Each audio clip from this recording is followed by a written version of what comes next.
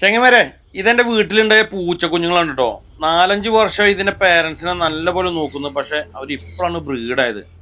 അത് ബ്രീഡാവാത്തതിന്റെ കാരണം എന്താണെന്ന് എനിക്കറിയില്ല. ഞാൻ ആദ്യകാലങ്ങളിലൊക്കെ കൂട്ടിൽ ഫുൾ ടൈം അടച്ചിട്ടിരിക്കുകയായിരുന്നു.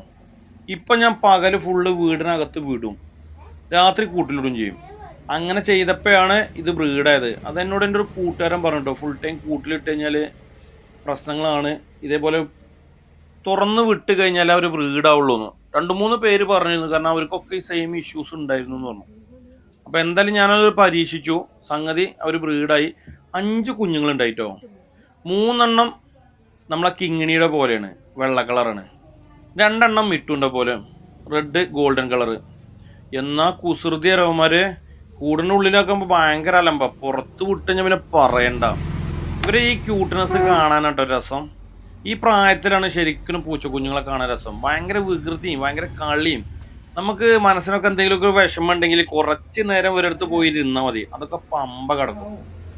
നല്ല രസമല്ലേ കാണാന്? ഇങ്ങനെ വീട്ടിൽ അരുമകളൊക്കെ ഉണ്ടാകുമ്പോൾ ഒരു പ്രത്യേക രസം തന്നെ അല്ലേ. നമ്മളെ ഡിപ്പെൻഡ് ചെയ്ത് ജീവിക്കുന്ന കുറെ ജീവികൾ നമ്മളെ വീട്ടിലുണ്ടാകുമ്പോൾ അതൊക്കെ അത് കാണിച്ചു കൂട്ടി നോക്കി എന്ത് രസാ നോക്ക്.